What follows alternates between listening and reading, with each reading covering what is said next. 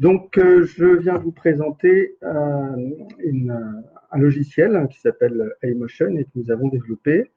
Je suis Emmanuel Ajorge de la société Photonines.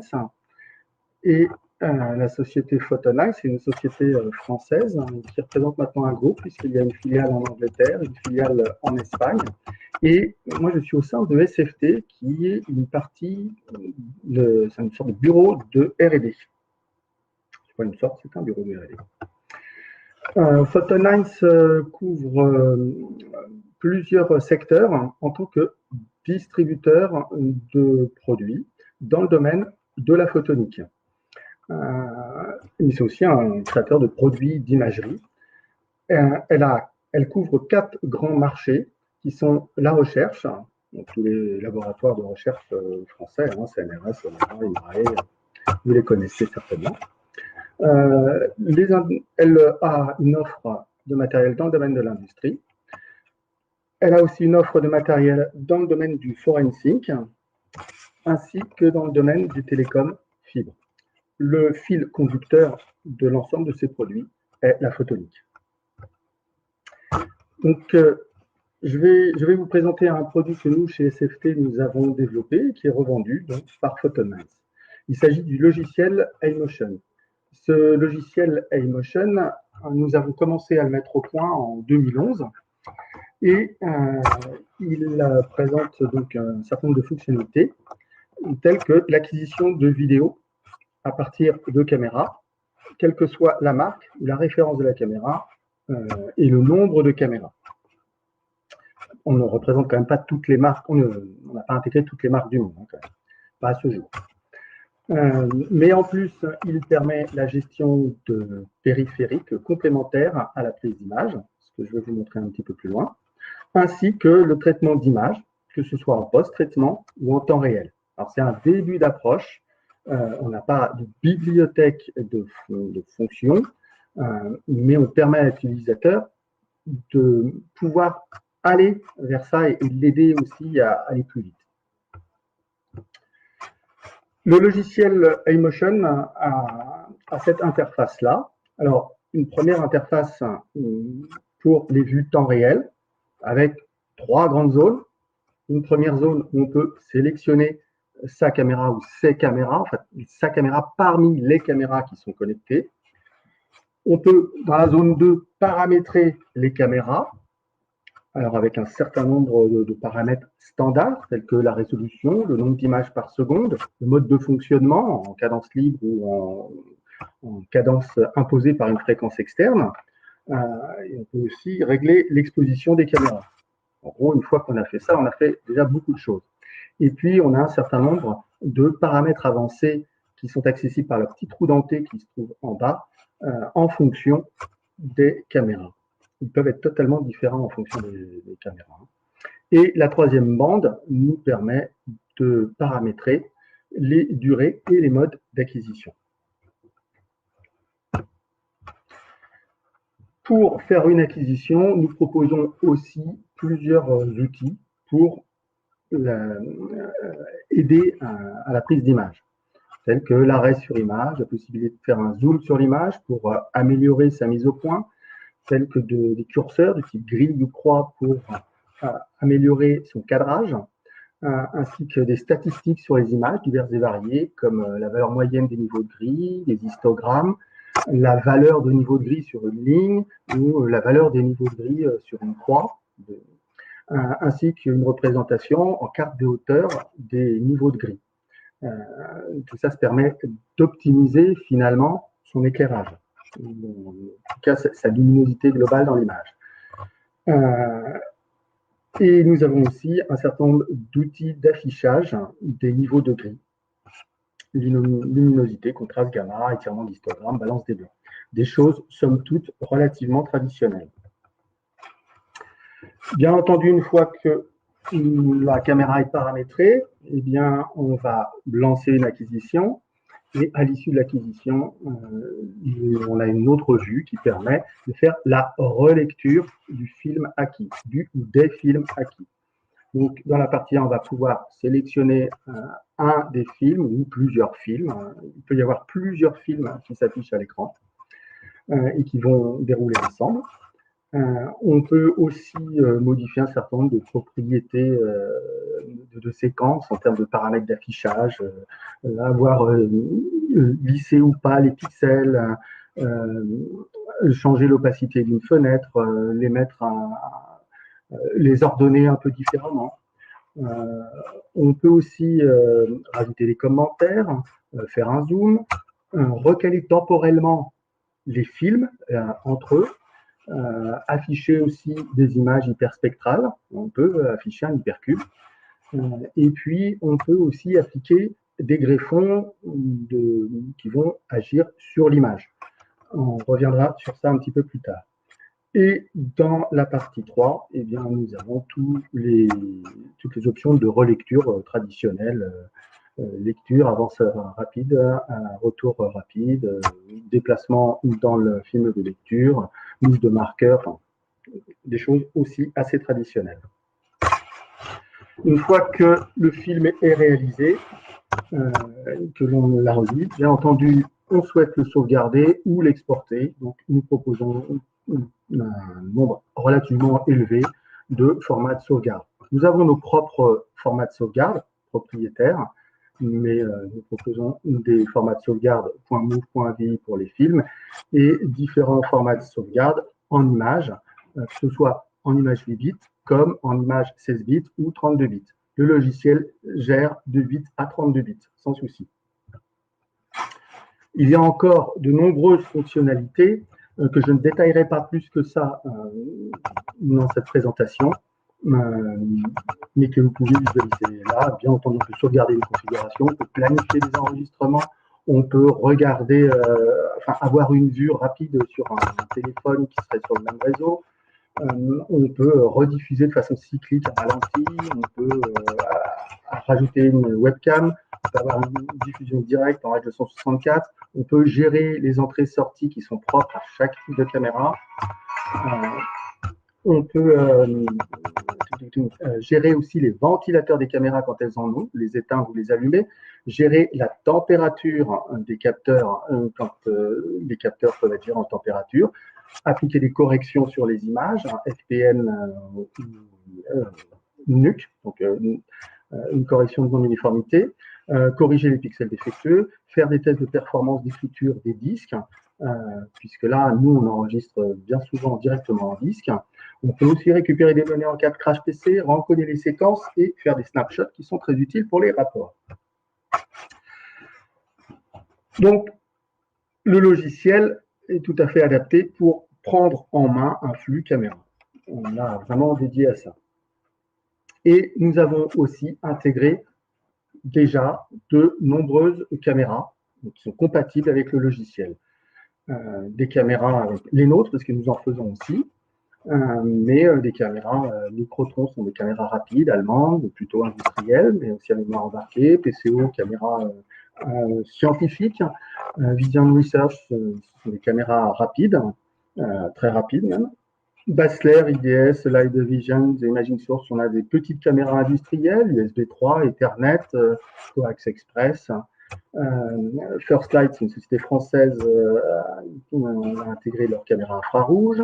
Optronics, c'est une autre société qui intègre des caméras rapides industrielles. Et NIT, une société française qui fabrique des caméras dans le visible infrarouge avec une grande dynamique. Pour certaines caméras, nous avons besoin aussi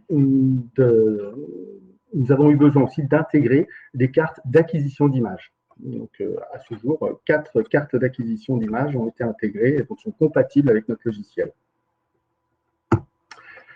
Donc, il est clair qu'avec tout ça, nous prenons tout à fait en charge de nombreuses interfaces de communication diverses.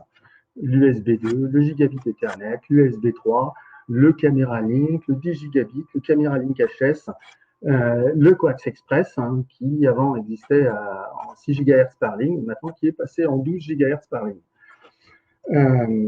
Nous gérons aussi des méthodes d'acquisition de prise d'image différentes, comme les caméras à mémoire embarquée ou les caméras aussi qui n'ont pas de mémoire embarquée, mais qui envoient directement leurs images vers un PC. Donc, on fait de l'enregistrement directement en RAM, mais on est aussi capable de faire l'enregistrement directement en disque, tant est que le disque ait la vitesse d'écriture suffisante pour supporter le flux provenant de la caméra.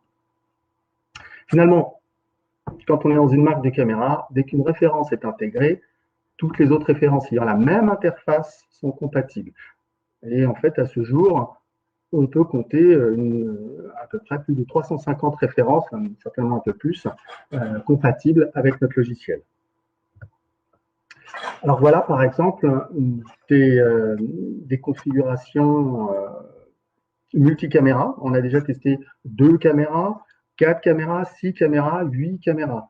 Et en fait, on s'aperçoit que ce n'est pas notre logiciel qui limite le nombre de caméras qu'il peut gérer en même temps, c'est le matériel, puisqu'après, il peut y avoir un manque de ports, soit port USB, soit port Ethernet, soit port PCI Express, pour les cartes d'acquisition. Quelques beaux exemples de réalisation. On a pu, sans souci, donc connecter 8 caméras USB 3 de marque Basler et les mettre à 500 images par seconde. Au total, on avait 7 références différentes de la même marque de caméra, avec des mélanges de caméras, qu'elles soient monochromes, couleurs, des résolutions différentes pour atteindre les 500 images par seconde. On a fait un enregistrement directement en RAM PC. Si ça vous intéresse, vous pouvez revenir vers moi et je peux vous montrer le film où vous avez la petite souris qui saute en l'air, mais qui fait un salto. On a fait aussi une configuration déjà avec 2 caméras Microtron en Coax Express 6 et là qui représentent au total un débit de 4,2 gigaoctets par seconde. Ce débit-là, on a pu l'enregistrer directement en RAM PC et on a pu aussi enregistrer un débit un petit peu plus faible, parce que là, les disques en RAID 0 n'avaient pas un truc fabuleux, on pourrait certainement faire encore mieux, mais là, nous permettait tout de même d'écrire à 3,76 gigaoctets. Donc, on a fait un enregistrement de 10 minutes, ça représente quand même 2,2 teraoctets de données. On a aussi intégré des caméras à 25 mégapixels pour vous montrer qu'on gère aussi les très grandes résolutions, c'est pas un souci. Et on a aussi récemment intégré une caméra avec la nouvelle norme CXP12, donc caméra qui est capable de générer un débit de 3,77 gigaoctets par seconde. Pas de souci, notre logiciel le gère. Ensuite, alors je vais juste regarder si au moins il y a des commentaires ou pas déjà, rapidement. Je ne sais absolument pas si vous m'entendez. Ensuite, des caméras, nous sommes capables aussi de gérer des périphériques complémentaires à la prise d'image. Donc, des cartes d'acquisition de signaux analogiques et numériques. Et on est capable de récupérer les signaux analogiques et numériques et les afficher. Et puis aussi, on est capable, avec ces cartes d'acquisition, d'émettre des signaux analogiques et numériques. On est capable aussi de gérer des sources de lumière continues ou pulsées, ainsi que des contrôleurs de moteur. À ce jour, on a intégré un contrôleur, on a pris la main sur un contrôleur de rotation et de translation et des roues à fil. On a même aussi intégré la gestion de GPS et d'accéléromètre.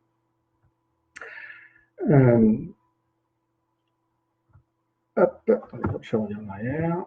Voilà.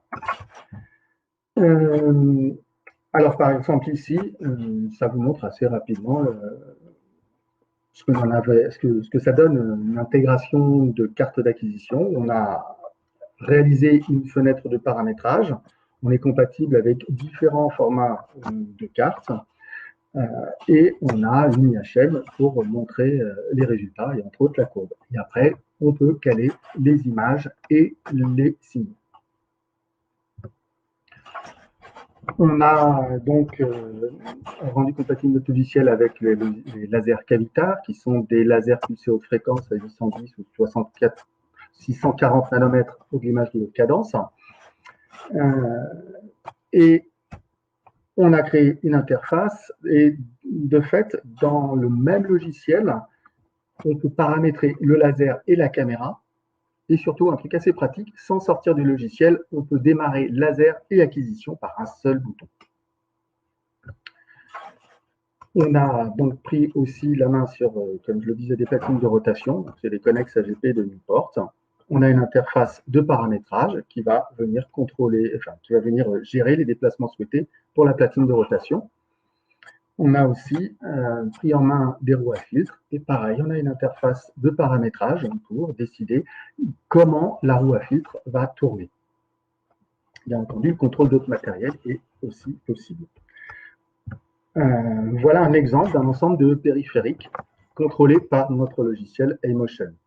Donc, on voit qu'on contrôle 4 moteurs de rotation, une caméra et un boîtier qui va émettre des signaux analogiques pour contrôler la caméra et la roue à filtre de telle façon qu'on ait une synchronisation entre la prise d'image et la présence d'un filtre en face de la caméra.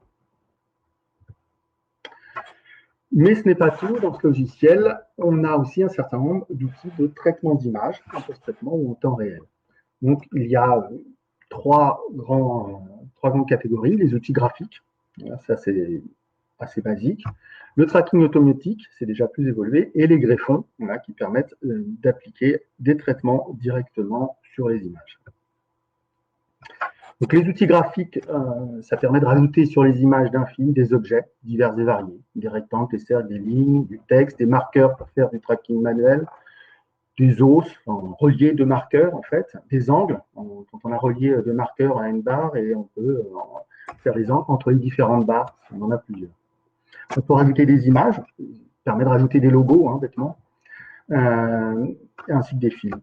On peut superposer un film au film. On peut donner une durée de vie et un mouvement ou un déplacement à tous ces objets, donc les animer. On peut aussi, avec ces outils graphiques, normer l'espace, ou passer d'un espace en pixels à un espace en mètres, centimètres, millimètres, inch, foot, pied, donc pouce-pied. On peut aussi afficher des courbes de position, des vitesses d'accélération, d'angle, en fonction du temps. Voilà ce que ça donne, un exemple de rendu des outils graphiques et des courbes d'analyse.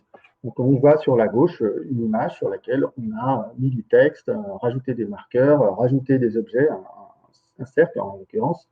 On a normé l'espace en transformant les pixels en mètres. On voit en bas de la page aussi le logo de notre société, Cifas Technologies, et les différents petits outils que l'on peut appeler. Et puis une représentation graphique du déplacement d'un des objets, entre autres, c'est le point noir où on voit le centre de la croix. Donc il tourne, c'est un yo-yo, et on a une belle sinusoïde comme résultat de vitesse et de position. Mais on est capable aussi de faire du tracking automatique de points d'intérêt, et ces points d'intérêt sont des blobs, donc des points blancs sur fond gris. Ainsi, en fait des points gris sur un autre niveau de jeu, ou des motifs par corrélation.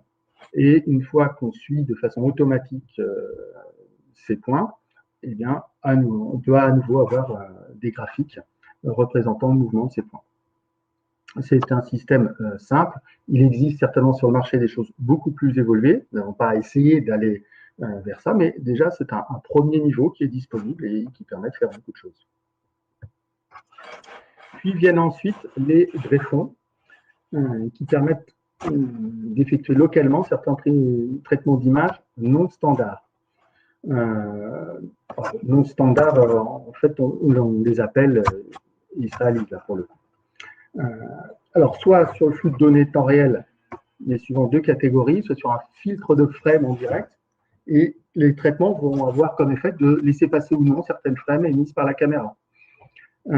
Soit on regarde, on reçoit les images et là, on va finalement appliquer un traitement sur les images en temps réel, ce qui permet au passage de tester les performances de sa machine sur un traitement temps réel. Et puis, on peut aussi le faire en relecture. Et pareil, à la relecture, on peut faire un filtre de frame et donc sélectionner certaines caméras ou sur son film, appliquer des traitements, puis voir ce que ça donne à la relecture. Certains de ces greffons sont intégrés à A-Motion. On les propose comme preuve de concept. Et sinon, un utilisateur peut tout à fait développer ses propres greffons via un SDK. Et nous proposons aussi nos services pour faire le portage d'algorithmes dans Emotion en C++, pour les gens qui n'auraient pas l'aisance de pratiquer ce langage, ou de l'optimiser en tout cas. Quelques exemples de greffons. Donc, par exemple, sur que ce soit les images qui arrivent en direct ou à la relecture, on peut très bien dire je ne prends qu'une image sur 2. Faites une image sur n ou tant de paquets d'images sur tous les temps. On peut aussi, par exemple, les frames triés, ne garder des images qu'autour d'un moment où j'ai un top qui est envoyé à la caméra ou affiché, sélectionné dans le film. Une sorte de décimation manuelle. Sur des filtres de frame en direct, on peut faire aussi du timelapse, c'est-à-dire que on ne garde que n images toutes les x images. On peut aussi découper son image, donc faire une ROI du film qui nous arrive en temps réel. Alors là aussi, après, on peut appliquer des traitements sur les images. Alors, quelques exemples de traitements. Le Moyen-Âge, on peut faire addition d'images aussi, addition, Moyen-Âge, une transformée de Fourier, on a un découpage. Bon, là, j'ai fait un cercle, ça aurait pu être un rectangle. On a une carte des hauteurs aussi. On peut faire bloc, barycentre, ACP, les différences à la référence, la soustraction du fond, les fausses une représentation en fausse couleur. Et on peut aussi les enchaîner, ces traitements. Mais après, les gens peuvent à nouveau faire leur propre greffon et rajouter leur greffon à toute cette série-là. On a aussi des greffons qui font le pont vers cette fois-ci, des bibliothèques de traitement d'image telles que Python, LabVIEW, MATLAB ou Adaptive Vision. Donc, on a un film au départ. Nous proposons une interface dans laquelle l'utilisateur va mettre son texte, enfin, son programme. Il va s'appliquer sur l'image et il pourra voir le résultat sans sortir du logiciel. Mais on peut faire des greffons totalement différents, cette fois-ci, avec l'application d'un algorithme. Là, par exemple, c'est l'analyse de la variation d'intensité dans une zone de l'image. Et ça donne, ça permet de remonter potentiellement à la vitesse de rotation de l'objet. Ça nous a été demandé par un client, il avait son algorithme, il avait une idée bien en tête, et nous avons réalisé le greffon pour lui. Et ce qui mettait quasiment une demi-heure, une heure, presque une journée à réaliser chez lui en termes de sortie de résultats, chez nous, c'était quasiment instantané, en 2-3 minutes. Donc, ça l'a grandement aidé. Il a gagné du temps. Voilà. Je vous remercie pour votre attention. Si vous voulez plus d'informations, vous pouvez tout à fait contacter Photonines Research ou Photonines Industry en passant par leur adresse email ou en les appelant directement par le numéro de téléphone qui est entre autres sur leur site web.